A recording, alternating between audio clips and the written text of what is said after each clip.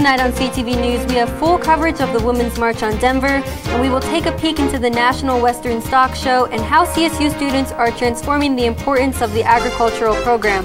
We also have an inside look into the Fort Collins Foodie Walk this year and your Rams sports wrap-up for the week. All this and more on CTV News starting now. Good evening, CSU Rams. I'm Sydney Paul. And I'm Kiaira Coles. Let's dive into everything in the world of news. A school shooting broke out this morning at 8 a.m. at Marshall County High School in Benton, Kentucky. At least 2 students were killed and 17 other people were injured. The suspect, a 15-year-old student at the school, was taken into custody in a nonviolent apprehension, according to Governor Matt Bevin. The student, who was not immediately identified, entered the school with a handgun, according to the Commissioner of the Kentucky State Police. The student will be charged with murder and attempted murder. Sadly, officials say a 15-year-old girl died at the school and a 15-year-old boy died later in the hospital. Last Saturday was the one-year anniversary of the Women's March in Denver. Thousands gathered at Civic Center Park to support the campaign on equal rights for women. The march included a variety of voices sharing their stories, and CTV reporter Christina Lane has more. This year what we did is we amassed a steering committee. We wanted to recognize the work that a lot of women in the greater Denver area and all over Colorado have been doing for activism for decades. So we amassed a steering committee to kind of represent a wide range of voices and individuals. Well, I just want to be here with everyone who's supporting, women's rights and, good political movements, because everything we're marching for today is really important. And I think it's important for everyone to get involved. I came here today to represent, to fight like a girl, and that girls are very powerful. Tell you again.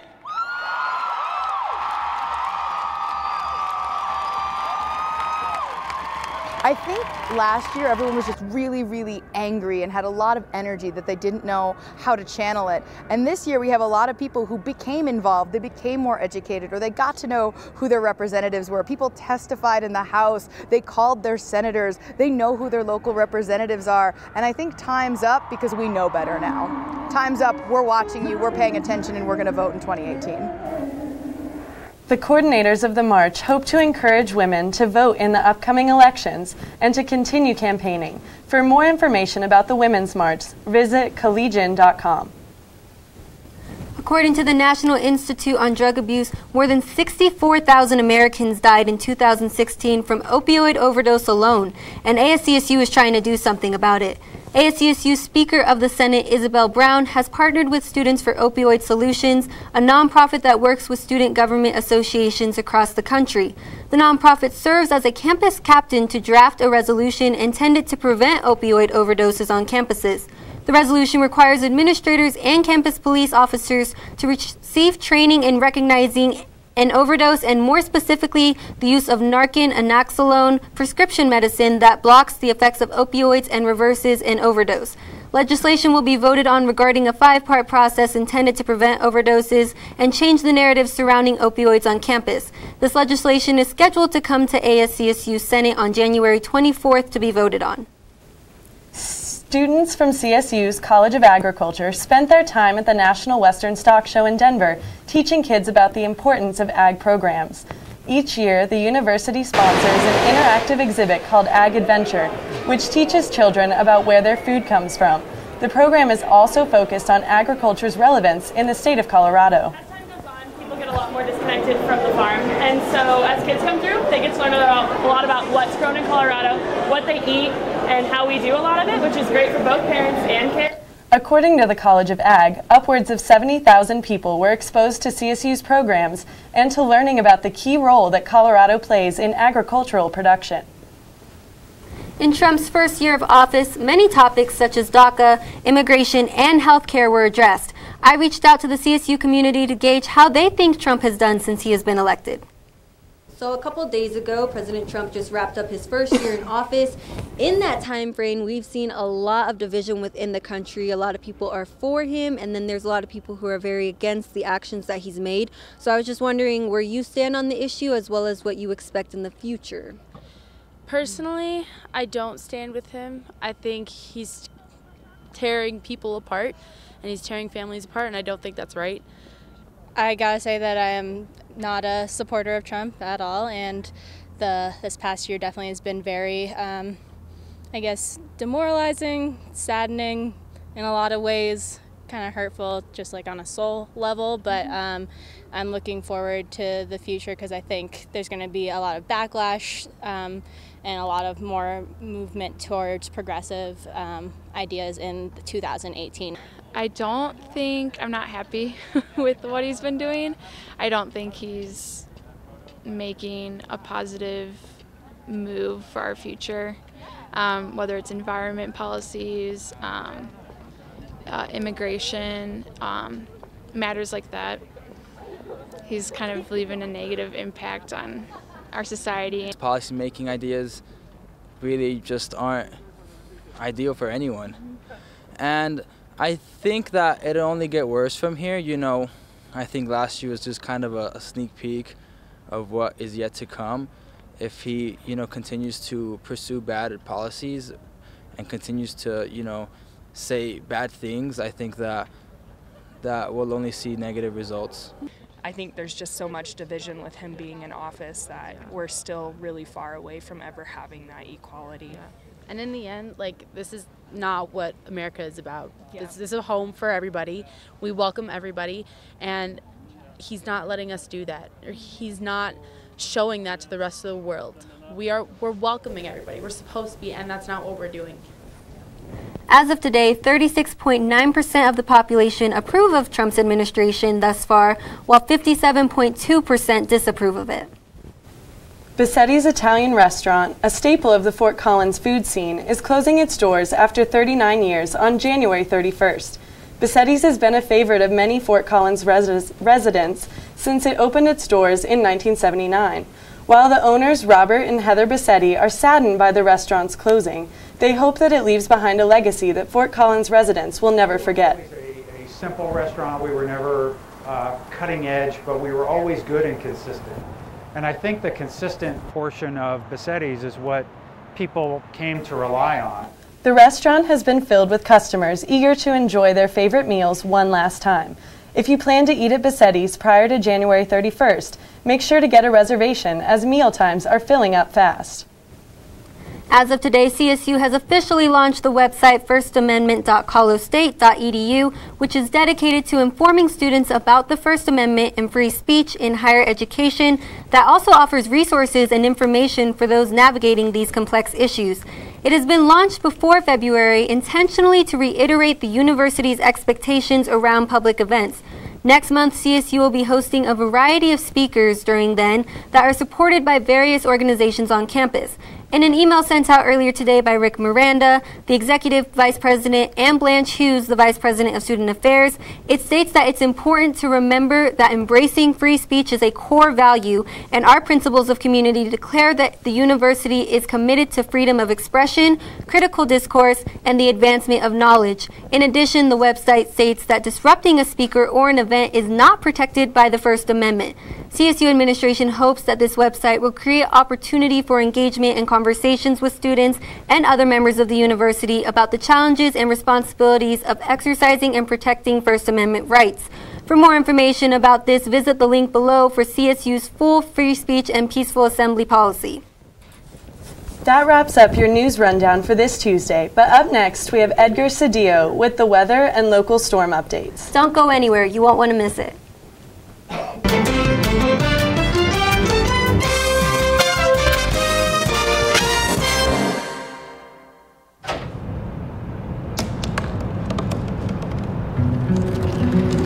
They said I couldn't dream. Called me a piece of trash and swore that's all I'd ever be.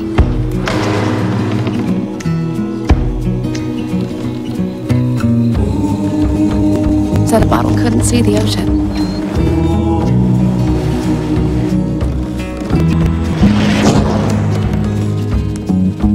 Give. Go back to the circle. But I didn't listen. I made my name.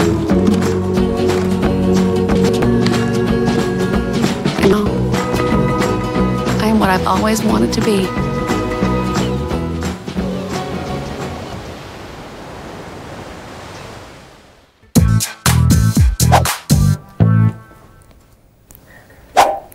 Welcome back from break, Rams. Hope you all had a good first weekend back from school.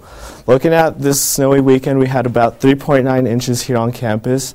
But year to date, we are still pretty below average. Right now, for the 2017-18 season, we're sitting at 19.2 inches. We should be at 25.9 inches. Looking at your current conditions right now, mostly clear, pretty chilly evening right now, 25 degrees, wind slight from 5 miles out of the west, and your sunset was at 5:07 today. Looking at tonight's lows, we got 12 tonight in Fort Collins, 20 down in Denver, 17 down in Colorado Springs, looking cooler down in Pueblo, and 11 in Lamar. Out west, we got 8 in Vail, -6 in Gunnison, and -4 in Alamosa. Looking at tomorrow's high temperature for Fort Collins, we got 45 degrees for the afternoon high, and tomorrow morning we should be looking at 19 degrees. Tomorrow's sunrise should be around 7:17 and sunset around 5:08. Tomorrow's highs, looking at 45 up in Fort Collins, warmer as you head down south on I-25, 53 in Denver, 53 in Colorado Springs, 56 in Pueblo. Out west, we got 41 in Vail, 31 in Gunnison, and 40 in Alamosa. Out east, where the warm spots are, 54 in Lamar, 50 in Burlington and Lyman, and up northeast, we got 48 in Sterling. Looking at your 5-day forecast, we got partly cloudy conditions looking all the way through Thursday, 46 as your high on Thursday, low 20. Friday it should be looking cloudier, 39 and 16. There is a slight chance of snow, so watch out for that. Over the weekend, staying pretty cool, partly cloudy on Saturday with the high 36 and low of 15. Sunday looking pretty clear, 42 and 20 is your low. Now over to Terah. She's got some track and basketball highlights for the Rams.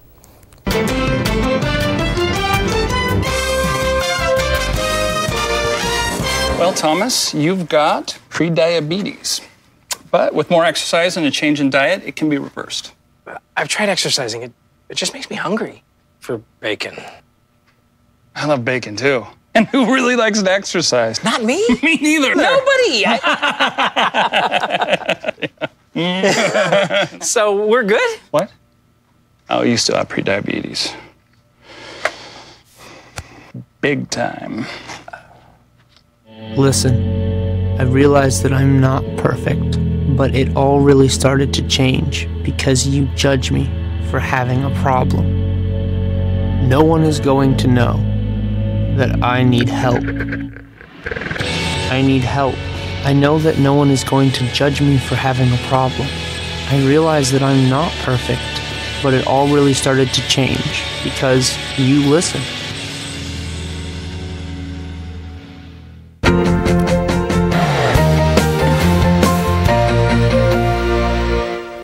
Hi everyone, I'm Terah Barrio and I'm so excited to be here and be back for another semester full of Ram sports. Let's catch up on the latest sports news. Men's track has done it again by being ranked the top 10 for the third consecutive regular season ranking at number 6. For the preseason, this is the highest they have been ranked in both indoor and outdoor track and field. Men's track placed at number 8 in the final regular season rankings of their 2016-2017 indoor season. Men's track has never ranked lower than number 12. Since 2016, the rankings are based on points that the individual student athletes receive based on how the athletes' marks and times add up this season, as well as how they are ranked in past seasons. Senior Mustafa Hassan has yet to compete this season, but still remains the leading contributor with 24.91 points to his team's average of 65.61. After becoming the champion in the shot put at last season's national championship meet, Hassan is the first CSU athlete since 2005 to have become the NCAA champion, finishing with the best mark of 23.1 meters, which surpasses any athlete in Mountain West history and CSU history, but has also put Hassan in 10th in NCAA history. Congratulations to Hassan, and we look forward to see what he accomplishes this year's track and field season. This past Saturday, the men's basketball team took on University of Las Vegas. Unfortunately for the Rams, they came up short, losing 79-74. With this being the Rams' fourth straight home loss, the Rams have now dropped to a record of 10-11 overall. But for the Rebels, they have now moved up to 14-5 overall. J.D. Page led the Rams by scoring 19 points for Saturday's game, with Raquan Mitchell not too far behind, with scoring 17 points coming off the bench and having season's best of 7 rebounds.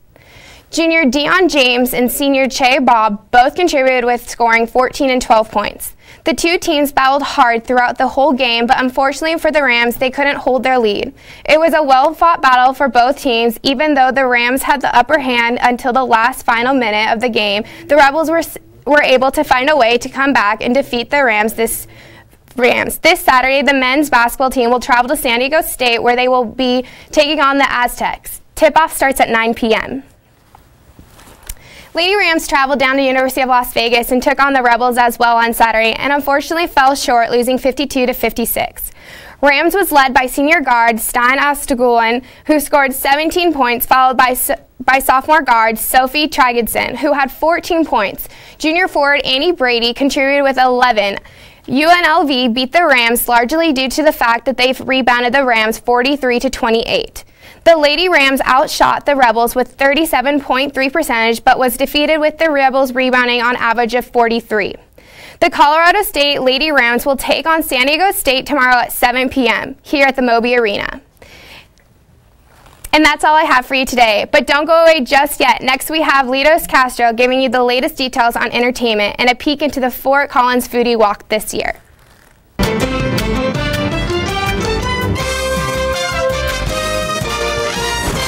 Look at you. You're at the top of your game. You're unstoppable. Nothing can throw you off track. Wait, is that your car? Uh-oh. Yeah, I saw that coming. That will throw you off track. You're looking at around 10 grand in fines, legal fees, and increased insurance rates. Let's try this again. Smart move. Because buzz driving is drunk driving. They told me a bottle couldn't dream. That I would never become a superhero.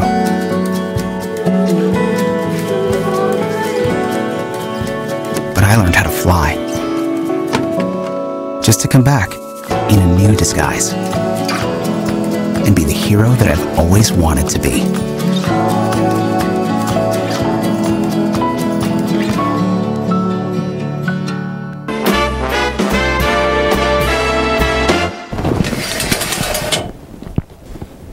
Hello Rams, Litos Castro here, your favorite CTV entertainment anchor, and I have the full 411 for you, so hold on tight, let's get started. What if I told you that there was one day every month where you could walk around and have as much free food as you wanted? Well, that's exactly what I have to tell you, because there's a little event here in Fort Collins called the Foodie Walk.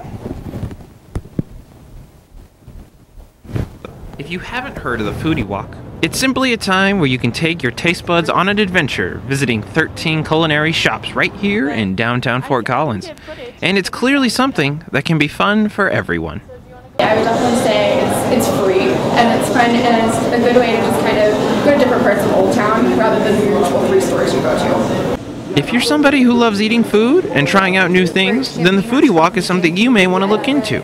Because as you walk into each store, it's a new experience for you to try out. Well, I love the variety of people who come through, because sometimes we'll have visitors from out of town who will select Foodie Walk as something to do as an entertainment. But lots of times we'll have people who come every month and make it part of their, oh, it's Foodie Walk night, let's go do it. So I love having that variety. Whether you've done the Foodie Walk before or have yet to take yourself on the tour, it's a new and fun experience for everyone. The Foodie Walk takes place on the 3rd Friday of every month, so be sure to head out next month on your tasty adventure. Now, as the weather begins to change here in Fort Collins, it certainly doesn't mean that the amount of fun you can have has to change as well.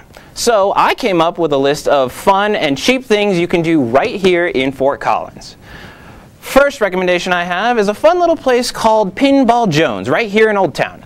Now, this is a great place to let out the inner gaming nerd inside you. Don't deny it. I know there's one there.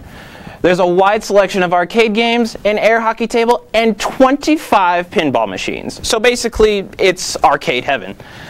If you're into a night of classic gaming with friends and have about 20 bucks in your pocket, you're all set for a night of fun. But hey, if you're not into that gaming atmosphere, I have another idea for you. So the next one I have is maybe you could go ice skating.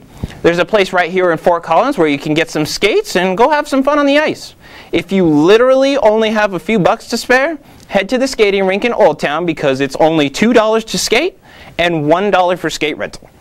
I guarantee it will be a ton of fun, even if you're like me and you fall once or twice or 3 times or like 10 times. It doesn't matter.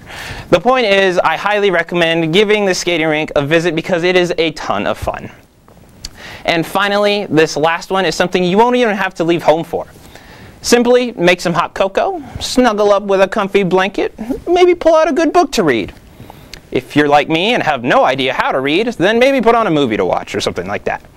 Better yet, invite some friends over, play some board games or some card games. As we get this new semester started, it's important that we take one day every now and then to take the school stress off with some fun. Now, Rams, I have Thursday night CTV entertainment anchor Ryan Christ here to talk to you about, you guessed it, Star Wars. Ryan, thank you for being here. Yeah, thank you for having me. So, we've both seen the new movie. Yes.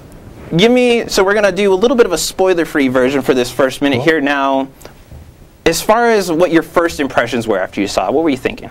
First impressions, you know, I thought it was pretty good. I liked it, but I thought there were some key parts wrong with it. The majority of it was kind of not the best, and that's what really got me after I left. You know, I enjoyed some of the scenes, but the good scenes were good and the bad scenes were bad. Okay.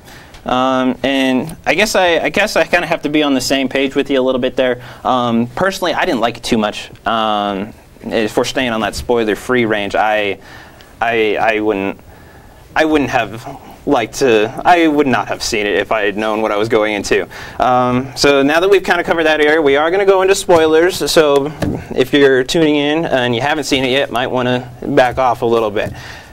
So first off, I want to talk about Snoke and how you feel about his presence in the movie. Yeah, I felt like his presence was kind of useless. You know, he gets up there, he's in his big chair and he's all scary, and then he dies like in 2 seconds. And I was like, what?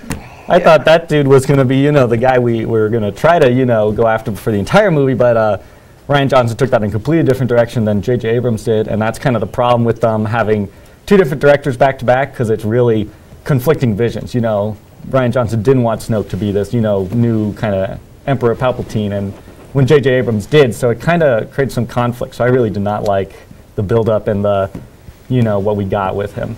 Yeah, and I was actually, I was assuming he was going to be a pretty big role. I mean, they showed him at the very beginning, and he even pulls the general down from his little home base, if you will, and the general's on his ship, and he just pulls him down with the force from wherever he is, and that's kind of that first like, oh, dude, he has power, and then he's gone in like the first 5 seconds of screen time that he gets. Yeah. So now let's talk about Luke. Now, Luke was a big debated topic, and I'm very interested because I've heard multiple viewpoints on this. Right. What did you think about Luke? Let's see. I loved Luke except for one scene, and that was when Rey was handing him the lightsaber. Because in the last one, we sat for like probably 2 hours of the movie staring at Rey and Luke spinning around them as she's handing it to him, and he's not saying anything. Yeah. And then you get there and you're waiting for this dramatic scene, and he like throws it behind his back.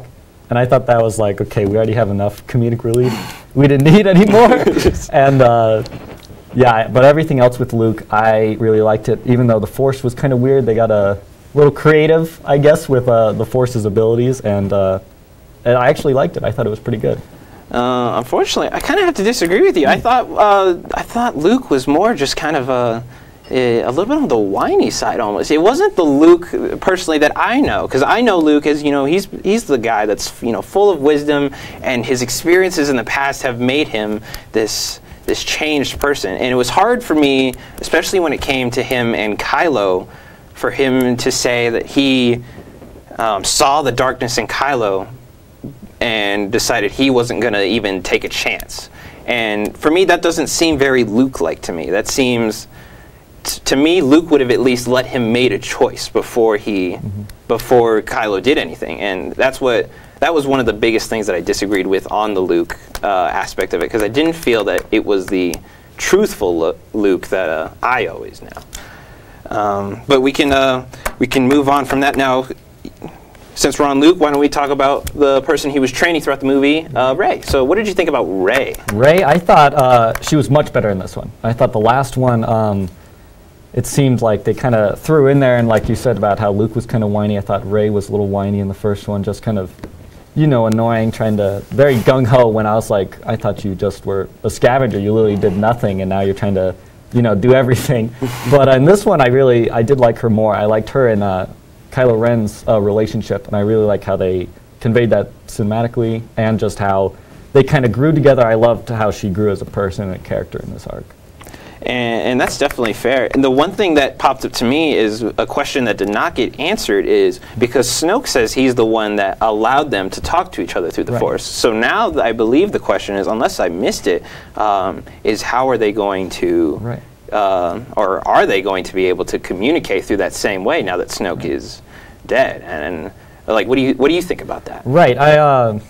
Correct me if I'm wrong, I think at the end of the movie when Rey was, you know, getting onto the ship, she kind of looked back, and then they cut to Kylo looking back as well. Oh, you're right. So I don't know, maybe it like Snoke just needed to like push them to unlock that kind of ability, and if so, that'd be kind of cool. It's a really interesting idea to have your main protagonist communicating with the main antagonist throughout the movie. I feel like that's a really interesting dynamic. Yes, and speaking of being able then for them to communicate, how did you feel about? Did you think that maybe they were actually going to team up, maybe, and during that, you know, after Snoke has fallen and they start taking on the Red Troopers there? Did you think that there was a chance that they were actually that Rey was going to drop her alliance with the Rebels, anything like that? Yeah, I thought it was a possibility. I kind of looked like that for a second, because we know Kylo wouldn't swap to Rey, because then, like, who's the bad guy? That general guy, the blonde guy? Like, I don't think he's not that scary, you know? So I feel like it would have to be Rey switching to his side. And, you know, of course they didn't, because she's the main protagonist, and they've already built her up so much. So it would be kind of cool and interesting if they did that, but I'm glad they didn't.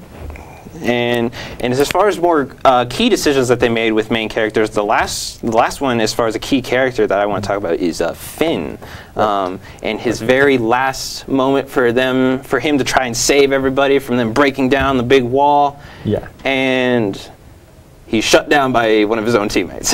Yeah, that was fun. What was your reaction when you saw that? He totally could have made it. That was my first thought. I was like, dude, you were so close.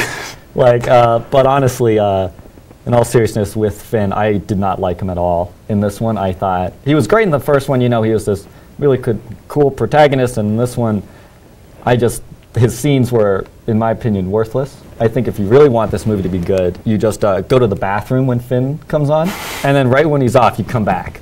And that's when the movie gets good, you know, is when you just omit his scenes, because it didn't really further the plot, and of course, his plot did end up failing, and his arc didn't really do anything. He kind of started the movie and ended the movie in the same place. So I really did not like where they took him in this one. That's fair. Would you felt that maybe it would have been a little bit more credit to him if they actually would have had him sacrifice himself? Yeah, if he did sacrifice himself, if he did make it but ended up, you know, sacrificing himself, I feel like that would have been a lot of build up for one character, you know, but it would have definitely made him more satisfying in this role. Okay, well, I'm glad we were able to cover some of those key issues there, but unfortunately that is all the time we have for tonight. Thank you, Rams. Thanks for tuning in with us.